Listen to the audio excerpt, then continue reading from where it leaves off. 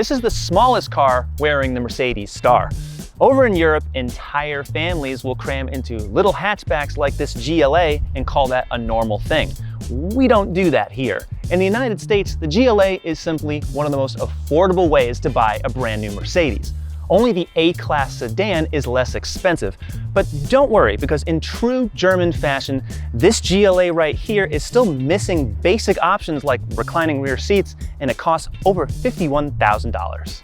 This second generation GLA is brand new for 2021, and its biggest selling points beyond the giant star on the grille are the screens inside and the semi-automated driving features. Now, Mercedes has added a lot of amazing technology from the S and E-Class and put it into the little GLA. But unfortunately, to price it below $40,000, they also had to remove lots of features from the GLA. And on a luxury car, I don't think that's a good look. Want to know what is a good look? Subscribing to the CarGurus YouTube channel. Do it now. When the GLA first came out for the 2015 model year, there were only a handful of competitors. The Audi Q3 and the Lexus NX were out at the same time, followed by the BMW X1 and the Infiniti QX30 the following year. In 2018, the Jaguar E-Pace and the BMW X2. Then after that, Cadillac and Volvo joined the fray. And don't forget about the Range Rover Evoque, because that's been out for 10 years. Jeez, really crowded in here right now. Now there's another small Mercedes SUV, the GLB, which looks like a delivery van. The new GLA doesn't, and it also doesn't look great. But the GLA is very functional. Compared to the first generation model, it's now 4 inches taller, about the same length, just a smidge shorter, but the wheelbase is an inch longer, and the wheel tracking is also just over an inch wider. That means it's just bigger inside, including in the cargo hold, 15 cubic feet behind the seats, and just about 50 with those rear seats folded. For a small car like this, and remember, it's really not that big, despite what it might look like on camera, those are pretty big numbers. Back here, the taillights are brand new. They echo the design language of other Mercedes SUVs. And compared to that first gen model, it's just a little taller, a little less squat on the ground, a little more bulbous, I'd say. All right, let's play a little game. What design element on the new GLA will most help it sell? Let's see here, looking around here, getting warmer. Yep, can't miss it. It's giant. That's what's on every Mercedes crossover and SUV, no matter how big it is. I think it's outrageous on kind of every car except the AMG models, but at least the GLA wears it just like the rest of the family. The oversized headlights, I like them. They got nice arcing LEDs. There's now new 19 and 20-inch wheels. They make the GLA feel more substantial than before. But on the AMG models, the extra splitters and the giant spoiler on the back makes it feel really awkward. I don't think it's really meant to be a little hot hatch, but you can get it that way if you want. It's all right though. I'm not just blown away by the style. I honestly think a lot of the BMW and Audi and the Range Rover SUVs look a lot better. It just doesn't do as much for me. When you park a Mazda CX-30 next to this car, I've reviewed that one, I'd rather be in that one than the Benz. Is that just me? I love Mercedes. I don't know. Everything is slightly roomier for 2021, but now those cool front bucket seats are gone. These are more pedestrian, but they are pretty comfortable.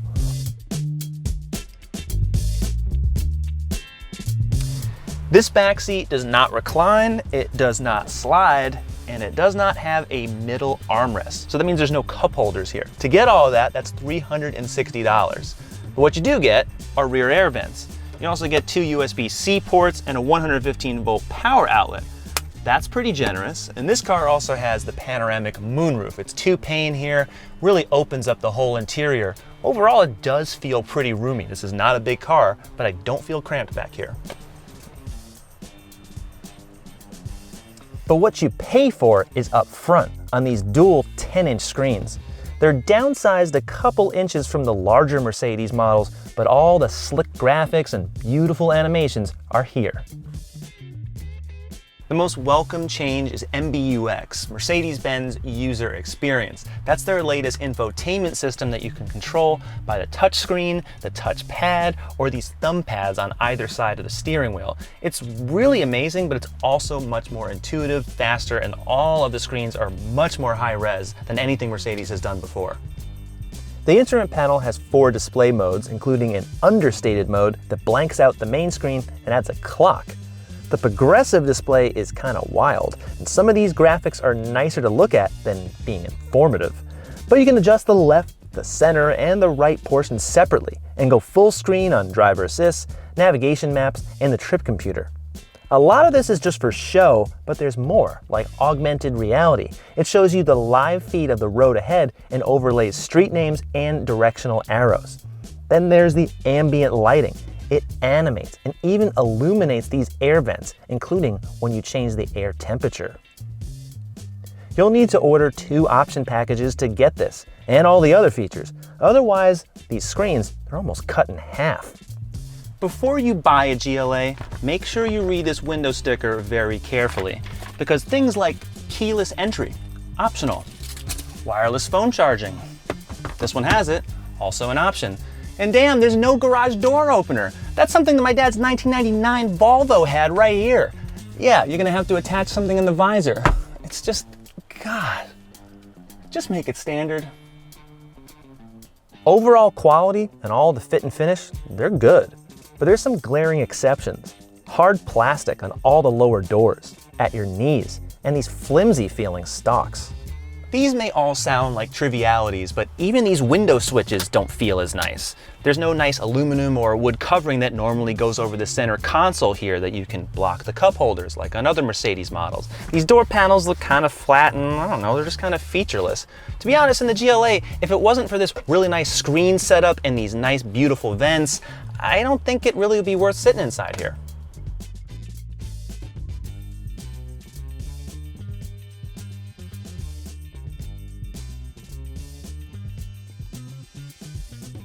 The standard 4-cylinder engine is powerful, 221 horsepower and 258 pound-feet of torque, now with 8 gears instead of 7. It moves real quick with turbocharged thrust. This is the base GLA 250, but this car rips. It really is great. 2-liter turbocharged 4, up on horsepower from last year's model, 221 horsepower and 258 pound-feet of torque. It works really well in a car this size. I don't think it does so much in cars like the C and E class. You feel being a little more sluggish. Those cars are a little bigger and heavier. This one doesn't sound great, but it moves. And this isn't even the AMG models. There's 2 of those with 302 and 382 horsepower. So believe me when I say this is more than enough engine in a car this size. Unlike most Mercedes-Benz models, the GLA is front-wheel drive based rather than rear-wheel drive, because this really at heart is an economy hatchback. Over in Europe, that's what these cars are. They're really stripped down. Not this one, of course. The base model still has a lot of features, but 4MATIC all-wheel drive, like this car, is optional. It's another $2,000 to start. And the fuel economy is all right. 24 city, 33 highway, and 27 combined. But I say all right because this is a small car with a relatively small engine, and it still doesn't make that great fuel economy. My mom has an E350 with a big V6, and we've been able to get 29 mpg on the highway in a car like that with a lot more power. So I keep saying this, but these small little cars that are lifted and still have a lot of power out of that turbocharged engine, they don't get the fuel economy that you would expect. They just don't. It's okay. I'm getting 30 roughly right now, but like, I don't know, shouldn't I be getting 40? That's what I think I should be doing. But then again, I do this sometimes. Whenever you do that in any car, there's trade-offs. The paddle shifters are pretty quick to respond to, I gotta say. The 8-speed automatic transmission, well, there's some caveats to that. I'll get into that in a sec. But unless my foot is all the way down to the floor, this transmission really doesn't shift that smooth. It lurches a lot. It'll hiccup. You feel every gear change, and that's because this is a dual clutch transmission. So it's not a conventional automatic. The ones that Mercedes uses in most all of its other cars are really smooth. They react really well and you almost never feel them. So that's the way Mercedes automatic that I'm used to. The dual clutch transmissions are typically used on the AMG cars where you don't mind a rougher shift. In fact, you'd expect that given all the performance that it has. But this one isn't high performance and it's just kind of annoying.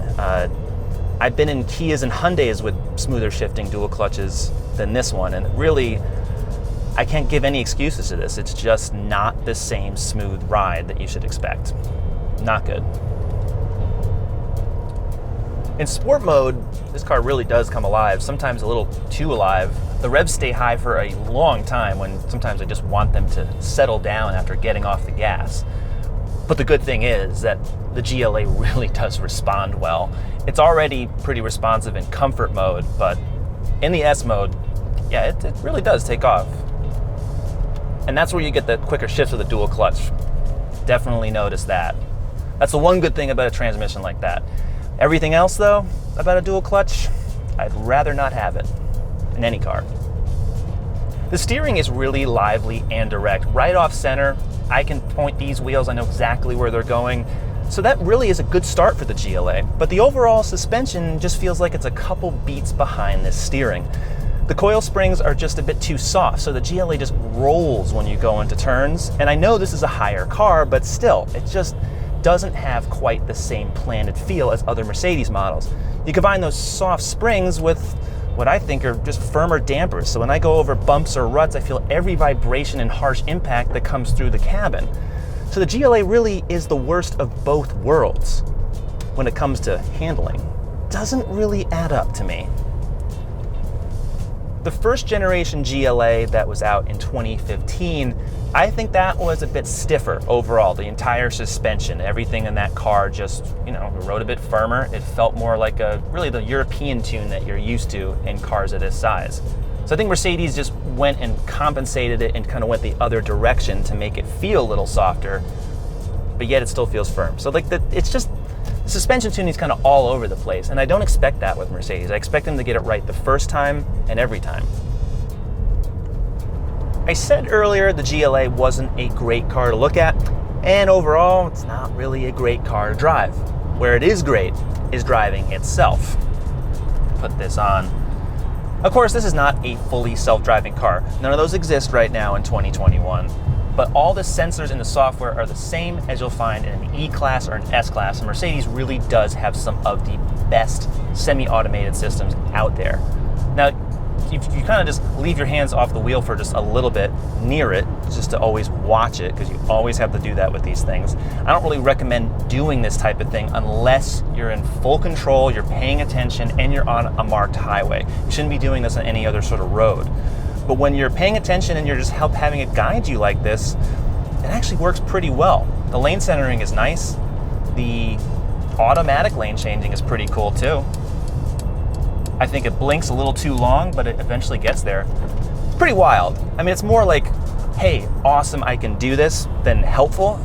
But you're getting all this technology that you'd find in, say, a $70,000 Mercedes in one that starts at roughly $40,000. So we're at a good point in time where a lot of cheaper cars, luxury or not, are coming with features like this. Let's do that lane change again.